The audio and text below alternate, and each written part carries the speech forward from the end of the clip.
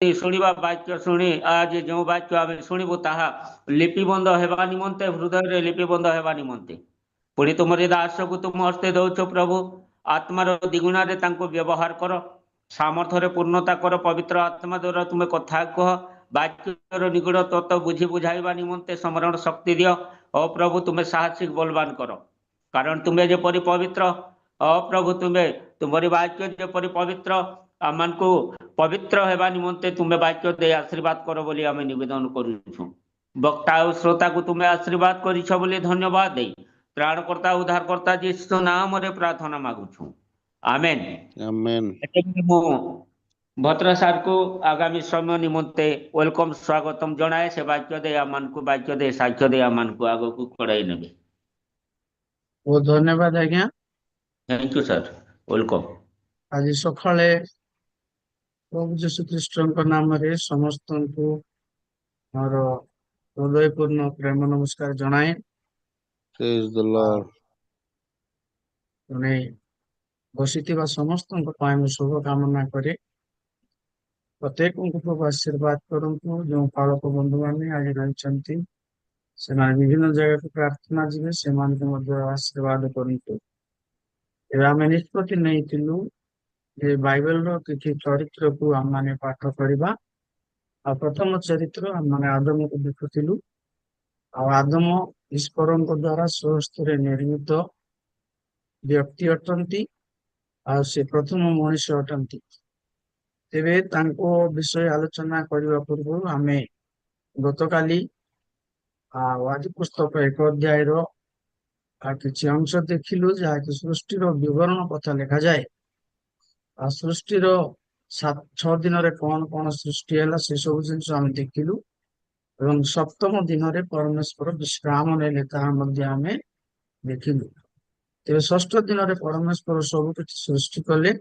सप्तम दिन में विश्राम ने विश्राम दिन एक रहस्यजनक दिन अटे जहाँ सदा प्रभु से दिन विश्राम नहीं थिले तेणु प्रत्येक ख्रिस्टियान माने जो माने अनुसरण करचंती से विश्राम दिन को अर्थात आज रविवार दिन को पवित्र रूपे पालन करने नितांत आवश्यकता अटे हम सदा प्रभु से ही दिन आशीर्वाद करथिले आम देखिलु एक अध्याय तीनोटी गुरुत्वपूर्ण कथा एक अध्याय एक पद रु 2 पद मध्य गोटे विराट बड़ गैप रही जहाँकि अन्य एक सृष्टिर कथा को मध्य बुझाए जो सृष्टि रे जो सृष्टि रे शुभा जाऊ नाई बोलछन शुभा जाउची मोर कथा Yes, yes, yes, yes, yes. Clear नाई बोल पालो आने लेकिन तेबे जो सृष्टि रे शैतान पराजित हैला एवं परमेश्वर स्वर्गर तांको बहिष्कार कले से पृथ्वी रे पड़िला परे से मनुष्य मान को से भ्रांत कला एक अध्याय एक पद 2 पदर मध्य रही द्वितीय कथा आम देखु से मनुष्य को सृष्टि कले एवं से अधिकार देले तृतीय कथा आम देखुचु जे से मनुष्य को सृष्टि कला परे से विश्राम ने सप्तम दिन तीनोटी गुरुत्वपूर्ण कथा एक अध्याय आम देखिलु तेबे आज माने देखिबा आदमंकर चरित्र रे काली किसी कथा आलोचना करथिलु आज मध्ये किछि आलोचना करिबा मो पाखरे 10-15 मिनिट अछि कोई मो सरेबा पई चाहे आदमंकर प्रथम चरित्र एक परमेश्वर तांको देइतिले से जने शासनकर्ता थिले ते जने पढिबे आदि पुस्तक एक अध्याय 28 पद किंबा ए न पढ़िले मु मध्य पढ़ीदेवी सेटा ए प्रकार लिखा जाए परमेश्वर सेमान को आशीर्वाद कले और परमेश्वर सेमान कहले प्रजावंत बहुवंश हुआ पुणी पृथ्वी को परिपूर्ण कर पृथ्वी को परिपूर्ण कर वशीभूत कर आउ जलचर मत्स्यगण खेचर पक्षीगण और भूचर उर्गामी जंतु को ऊपर तुम्हें कर्तृत्व कर तार अर्थ परमेश्वर आदम को सृष्टि कला परे से एक प्रकार आशीर्वाद कले आउ तांको प्रॉक्सी रूलर भावे तांको से व्यवहार कले अर्थात से तांकर को शासन करता है कि रहिबे ପରମେଶ୍ୱର ଯଦି ବା ଶାସନକର୍ତ୍ତା ହେଇକି ରହିଲେ କିନ୍ତୁ ମନୁଷ୍ୟମାନଙ୍କୁ ମଧ୍ୟ ଅଧିକାର ଦେଲେ ସେ ସମସ୍ତ ସୃଷ୍ଟି ଉପରେ ସେ କର୍ତ୍ତୃତ୍ୱ କରିବ। ତେବେ ଆଦମଙ୍କ ଜୀବନରେ ଆମେ ଦେଖୁଛୁ ପରମେଶ୍ୱରକୁ ଅଧିକାର ଦେଲେ। କଣ ଅଧିକାର ଦେଲେ? ନା ତୁମେ ସମସ୍ତଙ୍କ ଉପରେ କର୍ତ୍ତୃତ୍ୱ କରିବ। ତୁମେ ଛୋଟ ଲୋକ ନୁହଁ। ସିଂହ ତୁମର କଥା ଶୁଣିବ, ବାଘ ତୁମର କଥା ଶୁଣିବ, ଭାଲୁ ତୁମର କଥା ଶୁଣିବ, ବିଷାକ୍ତ ସାପ ତୁମ କଥା ଶୁଣିବ, ସମସ୍ତେ ତୁମ କଥା ଶୁଣିବ। ପରମେଶ୍ୱର ମନୁଷ୍ୟକୁ ଏକ ଅଧିକାର ଦେଲେ, ଅର୍ଥାତ ତାକୁ ଶାସନକର୍ତ୍ତା କରି ବନେଇଲେ। ତେବେ ଆଦମ ପ୍ରଥମ ଶାସନକର୍ତ୍ତା ସୃଷ୍ଟିର ଥିଲେ। ଆମେ ଯେତେବେଳେ ଦେଖୁଛୁ ସେ ସମସ୍ତଙ୍କୁ କଣ୍ଟ୍ରୋଲ କରୁଥିଲେ। ବାଘକୁ, ଭାଲୁକୁ, ହାତୀକୁ, ଘୋଡାକୁ, ପ୍ରତ୍ୟେକ ଜୀବଜନ୍ତୁକୁ ସେ କଣ କରୁଥିଲେ? ନା ସେ ଶାସନ କରୁଥିଲେ, କଣ୍ଟ୍ରୋଲ କରୁଥିଲେ। ସେ ତାଙ୍କ ଦ୍ଵାରା ସମସ୍ତେ କଣ୍ଟ୍ରୋଲ ହେଇକି ରହିଥିଲେ। ଦ୍ଵିତୀୟ ଚରିତ୍ର, ମୁଁ ଶୀଘ୍ର ଶୀଘ୍ର ସରିବା ପାଇଁ ଚାହେଁ, ସେ ଜଣେ ପ୍ରାର୍ଥନାଶୀଳ ଲୋକ ଥିଲେ। ଯଦି କେହି କାଢିବେ ମୋ ପାଇଁ ପଢି ଦିଅନ୍ତୁ ଆଦି ପୁସ୍ତକ ତାର 3 ଅଧ୍ୟାୟର 8 ପଦକୁ ଆମେ ଦେଖିବା। ଜଣେ ପଢନ୍ତୁ କହିଲେ ତାପରେ ଆଗକୁ ଯିବା। ପ୍ରଥମ ଚରିତ୍ର ମୁଁ ଆପଣମାନଙ୍କୁ କହିଲି ଯେ ଆଦମ ଜଣେ ଶାସନକର୍ତ୍ତା ଥିଲେ, ପରମେଶ୍ୱର ତାଙ୍କୁ ବ୍ୟବହାର କଲେ। 3 ଅଧ୍ୟାୟର 8 ପଦରେ ଦେଖୁଛୁ ସେ ଜଣେ ପ୍ରାର୍ଥନାଶୀଳ ଲୋକ ଥିଲେ। ୟେସ୍, ପଢନ୍ତୁ ତମ 3 ଦିନ ଅଧ୍ୟାୟ 8 ବସ- ପଦ। ଦିଦି ପଢନ୍ତୁ। ତମ ଦିନାବସାନ ସମୟରେ ଉଦ୍ୟାନ ମଧ୍ୟରେ ଗମନାଗମନକାରୀ ସଦାପ୍ରଭୁ ପରମେଶ୍ୱରଙ୍କ ରବ ଶୁଣି ଆଦମ ଓ ତାଙ୍କର ଭାର୍ଯ୍ୟା ସଦାପ୍ରଭୁ ପରମେଶ୍ୱରଙ୍କ ଛାମୁରୁ ଉଦ୍ୟାନସ୍ଥ ବୃକ୍ଷଗଣ ମଧ୍ୟରେ ଲୁଚିଲେ। ଆମେନ୍। ରାଇଟ୍। ତେବେ ଏଠି ଆମେ ଦେଖୁଛୁ ହବା ଆଦମ ପାପ କଲା ପରେ, ଫଳ ଖାଇଲା ପରେ ଲୁଚୁଛନ୍ତି। କିନ୍ତୁ ତାର ଉପର ଅଂଶ ଯେତେବେଳେ ଆମେ ଦେଖୁଛୁ ସଦାପ୍ରଭୁ ପ୍ରତ୍ୟେକ ଦିନ ଆସି ହବା ଆଦମଙ୍କ ସାଙ୍ଗେ କଥାବାର୍ତ୍ତା କରୁଥିଲେ। ଆଦମ ହବାଙ୍କ ବନ୍ଧୁ ପରି, ମିତ୍ର ପରି, ନିଜର ପିଲା ପରି, ଜନ୍ମ କଲା ଛୁଆ ପରି ସେମାନଙ୍କ ସାଙ୍ଗେ କଥାବାର୍ତ୍ତା କରୁଥିଲେ। ଆଉ ଆଦମ ହୁଏତ ମୁଁ ଭାବୁଛି ପ୍ରତ୍ୟେକ ଦିନ ତାଙ୍କର ଦୁଃଖ ସୁଖ ଅଭାବ ଅନାଟନକୁ ସେ ଜଣାଉଥିଲେ, ଈଶ୍ୱରଙ୍କୁ ସେ କହୁଥିଲେ। ପ୍ରିୟ ପ୍ରଭୁଙ୍କ ଲୋକମାନେ, କେତେ ସୁନ୍ଦର ସଂଗତି, କେତେ ସୁନ୍ଦର ଆଶୀର୍ବାଦ କଥା। ପ୍ରତିଦିନ ଈଶ୍ୱରଙ୍କ ସାଙ୍ଗେ କଥାବାର୍ତ୍ତା କରିବା। ବେଳେ ବେଳେ ଆମମାନଙ୍କ ଜୀବନରେ ଆମମାନେ ଅନେକ ସମୟ ପର୍ଯ୍ୟନ୍ତ ପ୍ରାର୍ଥନା କରିନଥାଉ, ବାଇବେଲ ପଢିନଥାଉ, ଈଶ୍ୱରଙ୍କ ସାଙ୍ଗେ ସଂଗତି ନଥାଏ, ମଣ୍ଡଳୀ ସାଙ୍ଗେ ସଂଗତି ନଥାଏ।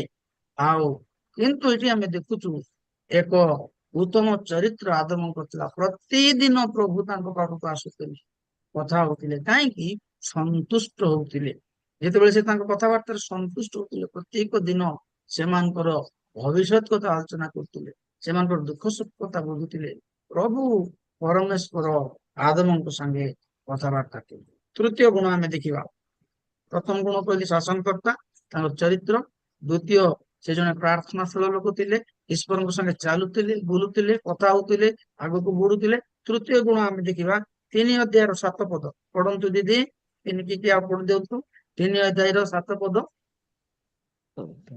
ତହିଁରେ ସେମାନଙ୍କ ଚକ୍ଷୁ ପ୍ରସନ୍ନ ହୁଅନ୍ତେ, ସେମାନେ ନିଜ ଉଲଙ୍ଗତାର ବୋଧ ପାଇଁ ଡିମ୍ବିରି ବୃକ୍ଷର ପତ୍ର ଘାଗରା ବନାଇଲେ। ଭାଇ, ସେଠି ଆମେ ଦେଖୁଛୁ ସେମାନେ ତାଙ୍କ ଚରିତ୍ର ମଧ୍ୟରେ କର୍ମକାରୀ ଥିଲେ। ପ୍ରଥମେ କାମ କରିବାର ଶିଖିଲେ ସେମାନେ, ଅର୍ଥାତ ସେମାନେ ଗୋଟେ ଉତ୍ତମ ଟେଲର ଥିଲେ। ଆଜିକାଲି ଲୋକ ଲୁଗା ସିଲଉଛନ୍ତି, ଆଜିକାଲି ଲୋକ ମେସିନ କୁ ୟୁଜ କରୁଛନ୍ତି, କିନ୍ତୁ ସେତେବେଳେ ସେମାନେ ପତ୍ରକୁ ସିଲେ ଆଉ ସିଲେଇଲେ।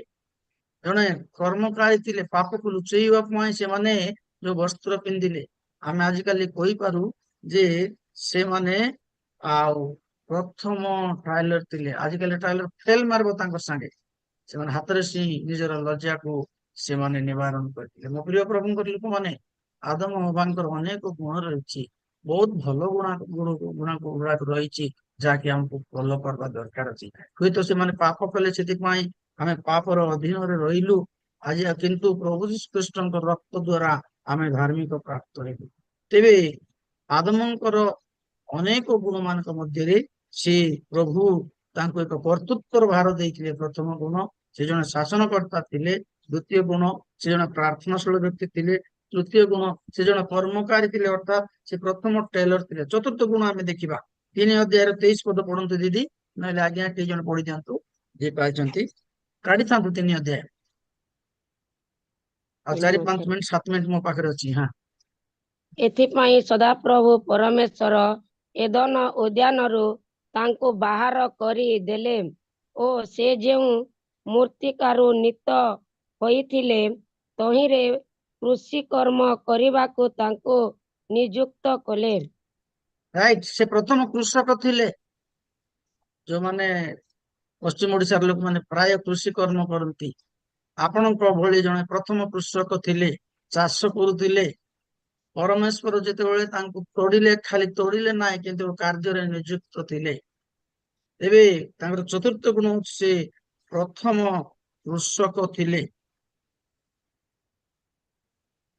ଜାଣିଥିଲେ କି ପ୍ରକାର ଚାଷ କରିବା, ହଳ ବୁଲଉଥିବେ ନିଶ୍ଚୟ କରି। ସେ ଜାଣିଥିଲେ କଣ୍ଟା ବାଡ କେମିତି କରିବା, ପୁରା କେମିତି କରି କୋଉଟା ଧରବାକୁ, ଆଉ ମଧ୍ୟ ତହିଁରୁ ଉତ୍ପନ୍ନ ସମସ୍ତ ଫଳକୁ ସେ ଭଜନ କରିଥିଲେ। ପ୍ରିୟ ପ୍ରଭୁଙ୍କର ଲୋକମାନେ ଜଣେ ପରିଶ୍ରମୀ ବ୍ୟକ୍ତି ଥିଲେ। ଚାଷ ଯୋଉମାନେ କରିଛନ୍ତି ସେମାନେ ଜାଣିଛନ୍ତି କେତେ ପରିଶ୍ରମ, ଏମିତି ଖାଲି ଖାଲିରେ ହୁଏ ନାହିଁ। ମୁଁ ଆମର ମହାନନ୍ଦ ଆଜ୍ଞା ଗୋଟେ ଥର ପଚାରୁଥିଲି, କେମିତି ଅଛନ୍ତି ସାର୍, ଏ ବର୍ଷ ଟମାଟୋ କରିଛୁ ଯେ ବିକ୍ରି ହଉନାହିଁ, ରୋଡରେ ଫିଙ୍ଗି ଦଉଛୁ, ଟଙ୍କାଟି 50 ପଇସା ବି କେହି ନଉନାହାନ୍ତି। କେତେ ପରିଶ୍ରମ କରି ଚାଷ କରାଯାଏ। ତେବେ ତାକୁ ଉପଭୋଗ କରିବାକୁ ମଧ୍ୟ ପରମେଶ୍ୱର ଆମମାନଙ୍କୁ ବେଳେ ବେଳେ ଦିଅନ୍ତି। ତେବେ ଆମେ ଦେଖୁ, ଆଉ ଆଦମ ଜଣେ ପ୍ରଥମ କୃଷକ ଥିଲେ। ପରମେଶ୍ୱର ତାଙ୍କୁ କୃଷକ ରୂପେ ନିଯୁକ୍ତ କରିଥିଲେ। ତାଙ୍କଠାରୁ ଆମେ ସମସ୍ତେ ଶିକ୍ଷା ପ୍ରାପ୍ତ ହଉ। ପଞ୍ଚମ କଥା ଆମେ ଦେଖିବା ଆଦି ପୁସ୍ତକ 2 ଅଧ୍ୟାୟର 16 ପଦ।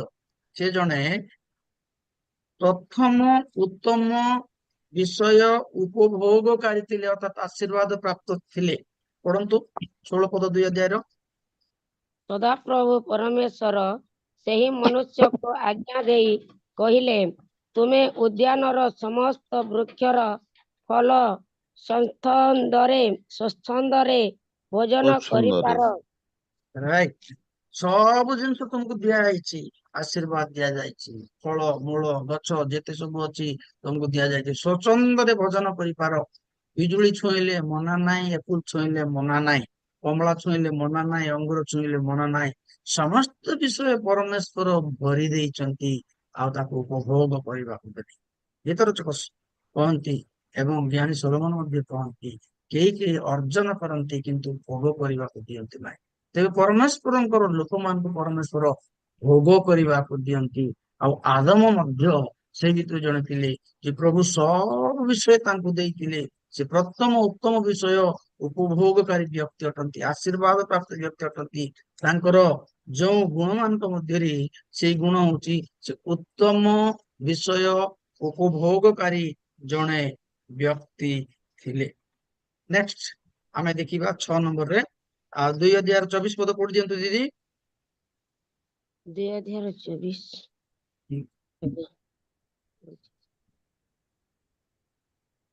ଏ ନିମନ୍ତେ ମନୁଷ୍ୟ ଆପଣା ପିତା ମାତାଙ୍କୁ ଛାଡ଼ି ଆପଣା ଭାର୍ଯ୍ୟାଠାରେ ଆସକ୍ତ ହେବ, ଆଉ ସେମାନେ ଏକାଙ୍ଗ ହେବେ।